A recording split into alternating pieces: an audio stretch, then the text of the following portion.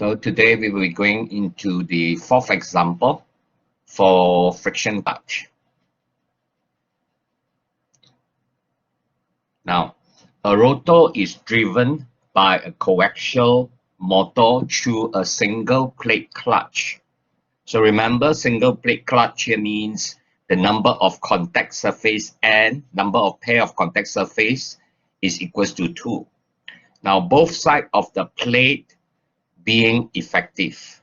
The external and internal diameters of the plate are respectively 220 millimeter and 160 millimeter. So the external and internal diameters. So what we need is the radii. Okay, so divide this by 2. So you have a radius of 110 millimeter. That is the external diameter, external radius 110. Okay, so 80 here is the internal radius. And the total spring load pressing the plates together is 570 Newton. This is the actual spring force. Now, the spring that we refer for this clutch is called a diaphragm spring. Okay, afterward, I got diagrams to show you. Now, the motor armature and the shaft has a mass of 800 kg. So the mass for the shaft and the motor armature is given as 800 kg. It's an effective radius of gyration or gyration of 200 millimeter.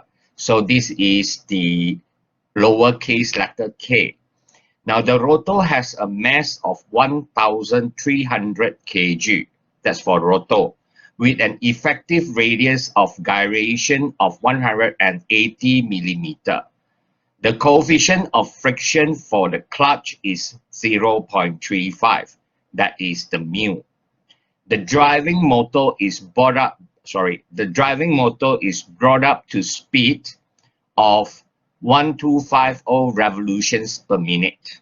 So when the current is switched off and the clutch is suddenly engaged, determine the final speed of motor and rotor, the time to reach this speed, and the kinetic energy loss during the period of slipping. So what we need here is, now we take a look. Now these are the radius given. So diameter given. Okay, so this is the actual spring force. Then this is the mass of the motor armature and the radius of gyration for the motor armature and the shaft. For the rotor, we have a mass of 1,300 kg with radius of gyration of 180 millimeter. Then the coefficient of friction is 0.35. The driving motor brought up to speed of 1250 RPM. So this will enable us to find out the power later on. Yeah, when the current is switched off, the clutch suddenly engage. So you must know what it means by the engaging, clutch engaging, and the clutch disengaging. Engagement means when the whole assembly, the flywheel, the pressure plate, the spring, and the clutch disc are all brought together. So disengage and the pressure plate move away from the clutch. So we are asked to find the final speed, the time, and the kinetic energy loss.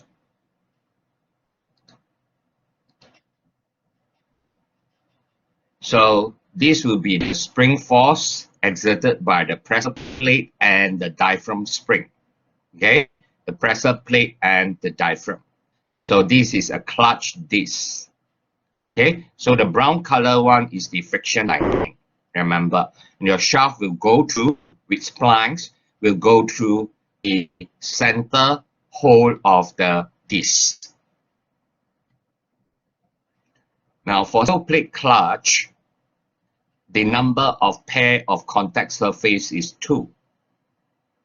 Then this question here does not mention whether it is uniform pressure. They follow uniform pressure theory or uniform wear theory. So most of the time, Okay, when if the question does not state that, we assume uniform wear theory. So for uniform wear theory, the formula that to find out the torque transmitted is this, where you have half mu W R1 plus R2 times N, where R1 and R2 are the outer radius and the inner radius. The N is the number of pair of contact surface. The W is the actual spring force. And then the mu is the coefficient of friction. So by substituting the values here, remember, this must be converted to meter, divided by 2 and converted to meter from here. So you got a torque of 37.9 Newton meter, or a turning moment of 37.9 Newton meter. Then the next thing, when you take a look at the question, they have given us the mass and the radius of gyration for both motor armature and for the rotor as well. So what we need to do is to find out the second moment of mass for these items here, the motor and the rotor. So the second moment of mass usually can be found by taking the mass, the product of mass and the radius of gyration to the power of 2. So the mass for the motor is 800. So you have 800 multiplied by its radius of gyration of 0.2 square. Then you have your second moment of mass of 32 kg meter square. Then for the rotor, the second moment of mass or the moment of inertia for the rotor, so you just follow mk squared again with a mass of 1003 and radius of gyration of 0.18 power of 2. So the second moment of mass that we have found here is 42.12 kg meter square. So the next thing is to find out the angular momentum. Okay, the angular momentum before slipping is equals to the angular momentum after the slippage of the clutch, pressure plate, and flywheel. Okay, we are looking at angular momentum here. The principle of conservation of momentum states that the angular momentum before impact must be equals to the angular momentum after impact. Okay, so we can use the same concept here. Okay, so this is before and this is after. So when the motor and rotor come into contact. So these are when they, before they comes into contact. So before and after. So the angular momentum for any rotating object is always defined as the product of the second moment of mass with angular speed. If we are referring to linear momentum, then it should be mv, mass times velocity, linear velocity multiplied by mass. If you are referring to anything that is in rotation, then you must take the product of second moment of mass to the angular speed.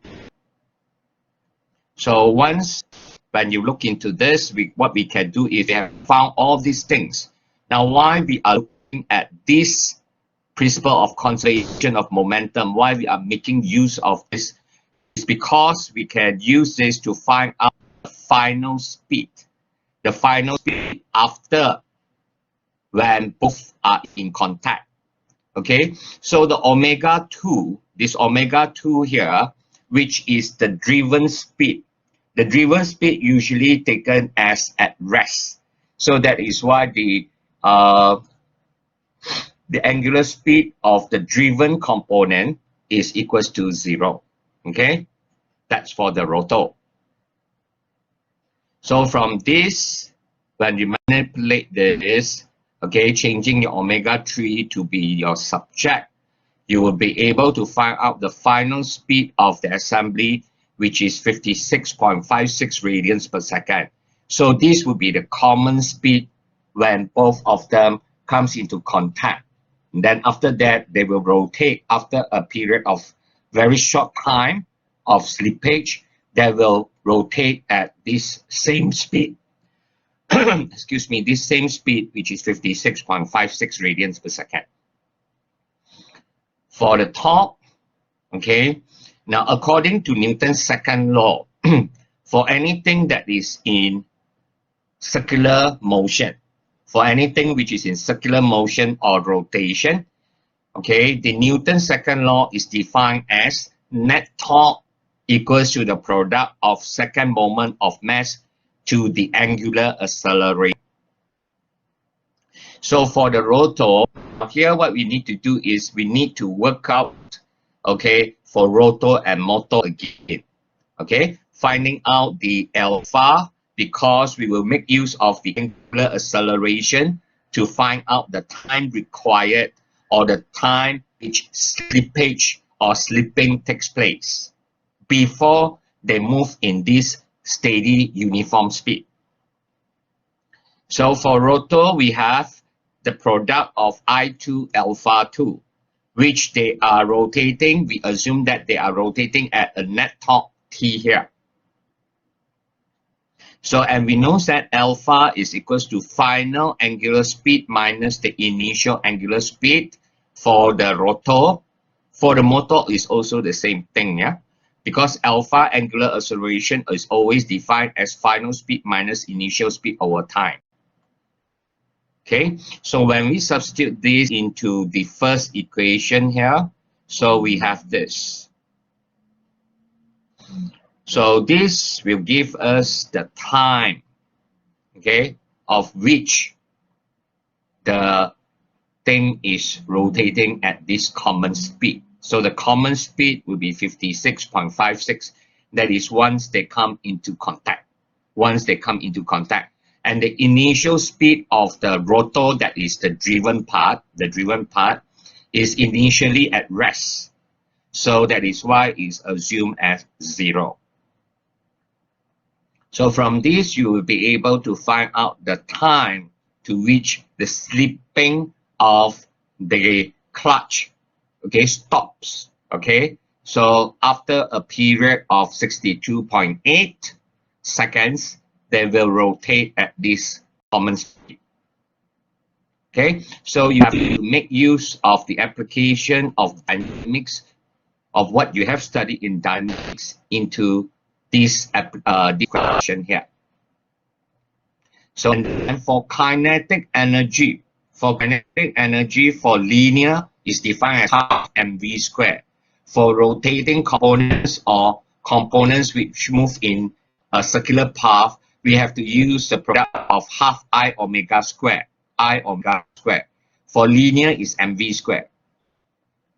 So for angular kinetic energy before impact, that means before contact, okay, before the clutch comes into contact. So you have this. So you have to calculate them separately like this, okay, and then add it up. But then remember the initial angular velocity of the driven, that is the rotor, initially is at rest. So that is why its speed is 0. So here 0. This is initial. Before impact, before they comes into contact. Okay? Before they are fully in contact. So because the clutch will be engaged and disengaged. So in order to transmit power when they engage and to cut off power when they disengage. So this happens is, what happens here is, this is when they haven't engaged. That means they haven't come into contact. So that is why initially the driven part will be stationary.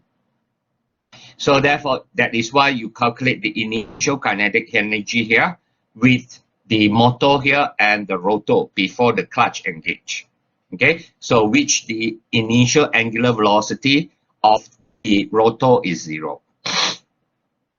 So once you have neglected this whole thing here, you can calculate the initial kinetic energy, which is 274.576 joules, or 274.6 kilojoules.